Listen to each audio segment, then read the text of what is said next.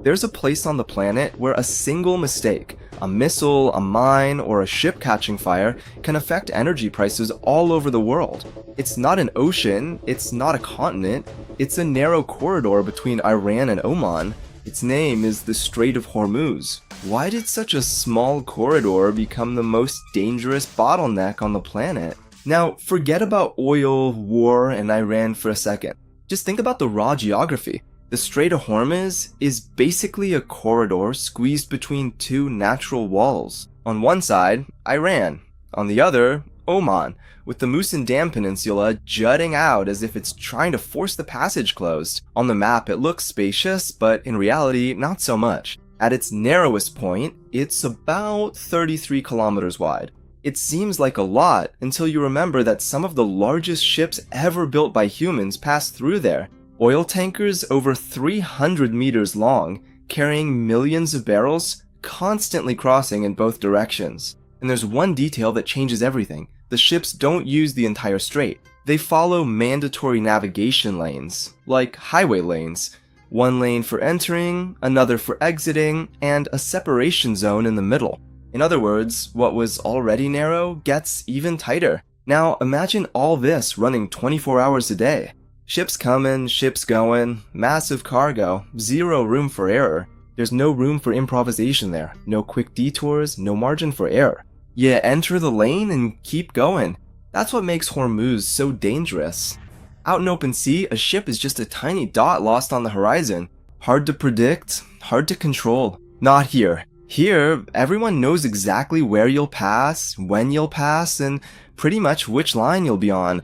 It's like making the most valuable thing in the world cross a narrow street every day, with cameras on every corner and only one way out. Now think about it. Does this seem like a robust system, or one just waiting for something to go wrong? Because this is the point where geography stops being just a backdrop and becomes a vulnerability. And when a vital route becomes vulnerable, it automatically becomes a target.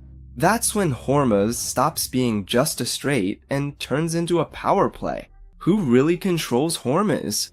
This is where things get really serious, because Hormuz isn't just a geographic choke point, it's a psychological game. And let me explain it to you without sugarcoating anything. The one in charge there isn't the one who shoots first, but the one who can make the world believe they might shoot. Iran sits right on the northern shore of the strait, right next to the route where one of the world's biggest energy flows passes through. On the other side, Oman, with the Musandam Peninsula, jets out as if it's spying on everything. In the middle of all this, about a fifth of the world's seaborne oil passes through. This isn't just a regional route, it's the global nervous system.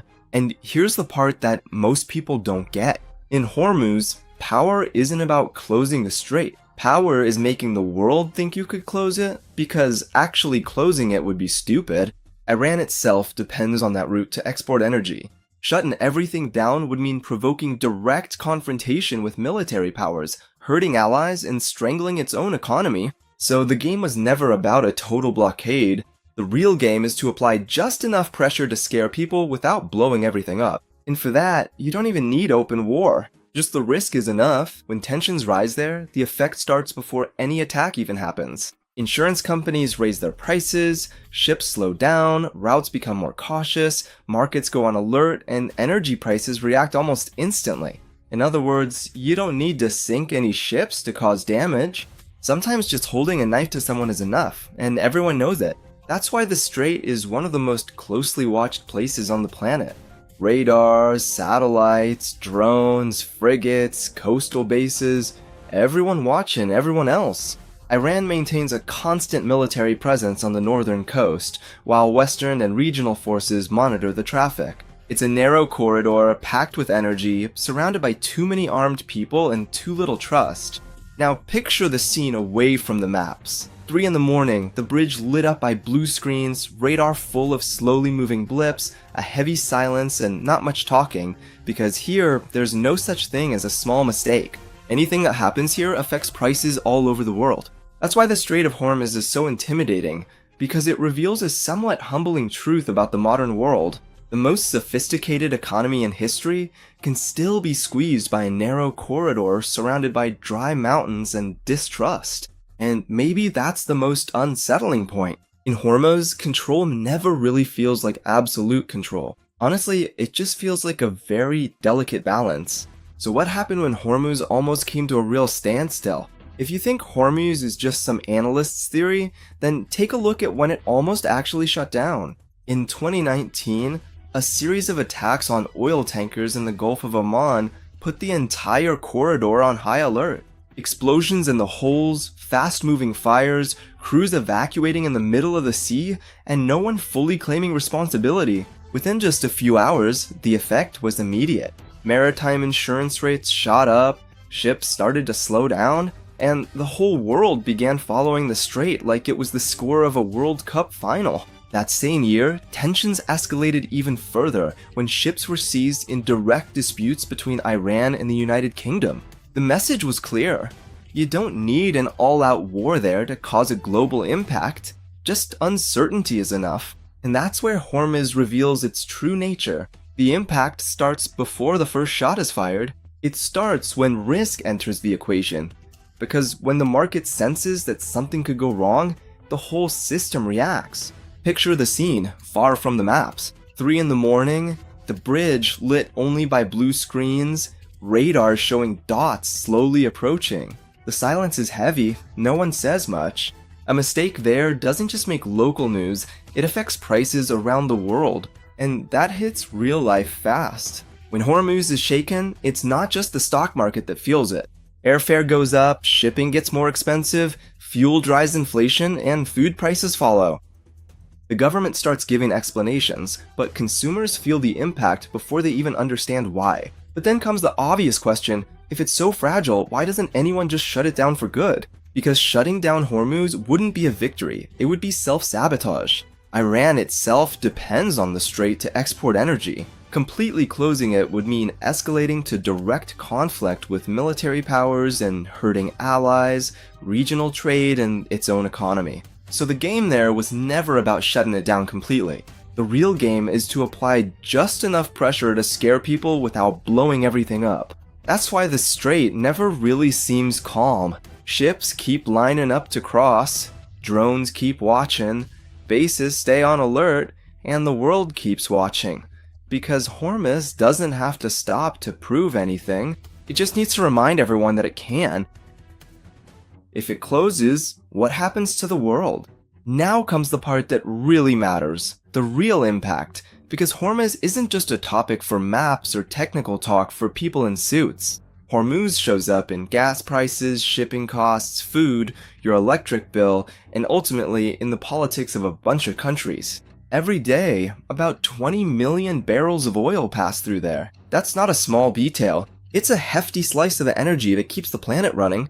And it's not just oil. A big chunk of liquefied natural gas also passes through this corridor, supplying entire cities and industries across several continents. So when Hormuz is shaken, the whole world feels it. And it doesn't have to be a total shutdown or an all-out war. All it takes is tension, just the risk, just the feeling that things could come to a halt. When that happens, the effect is immediate. Maritime insurance goes up, ships slow down, routes get delayed, and energy prices react almost instantly. And when energy prices go up, everything else follows. Transportation, production, food, inflation. In no time, the government is already giving explanations, and consumers are already feeling it. The most frustrating part is that there are alternatives, but none of them really solve the problem. Pipelines divert some of the flow, but they don't even come close to replacing the volume that passes through the strait every day. They can help a bit, but they can't make up for it. If Hormuz were suddenly blocked, it would technically be possible to reroute around the southern tip of Africa, but that would add weeks to the journey, reduce global shipping capacity, and make everything more expensive. It wouldn't be an immediate collapse, but it would set off a chain reaction, slow at first, then heavy hitting. That's why Hormuz is so frightening, because it exposes a somewhat uncomfortable truth. The global economy seems huge and sophisticated, but it still depends on physical choke points that are way too fragile. How can the most beautiful place also be the most tense in the world? And here, the story gets even more intense, because Hormuz isn't just scary because of what passes through it. Hormuz is scary because of the contrast. When most people think of a critical point in global geopolitics, they picture an ugly, gritty, industrial scene. Gray, full of smoke, rusty ships, and guys yelling over military radios. But Hormuz doesn't give you that impression right away. And that's exactly where the irony lies. Because one of the most tense places on the planet is also one of the most visually stunning. There you'll find volcanic islands, dry mountains plunging into the sea, red sand beaches, mineral valleys with colors that look hand-painted, and salt caves that shine as if the earth itself decided to try its hand at architecture. The landscape has that kind of beauty that leaves you confused.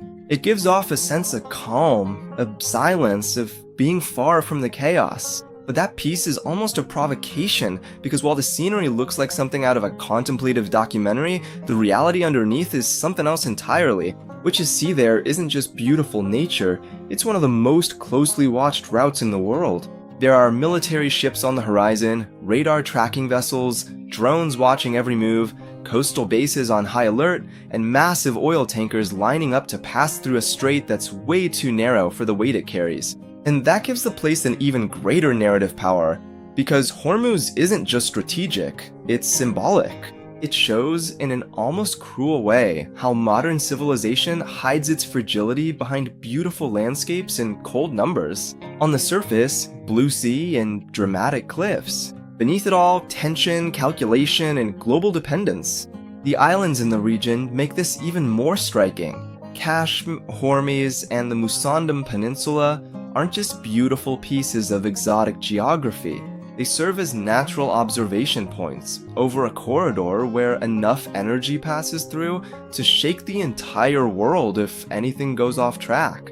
It's almost as if the landscape itself was designed to become a stage for conflict. Mountains facing the sea, islands right in the middle of the route, a narrow passage, and the whole world betting that nothing goes wrong. But this contrast does more than just make the place beautiful. It makes the place unforgettable, because people understand, without needing a boring lesson, that danger doesn't always look like danger. Sometimes it comes with crystal clear sea, red sand, and cinematic cliffs. Sometimes the place that looks the calmest is exactly the one holding one of the planet's greatest tensions. And maybe that's Hormuz's greatest strength. It's not just the oil, it's not just the military position, it's not just the risk. It's the fact that all of this happens in a setting that seems way too peaceful to handle so much pressure.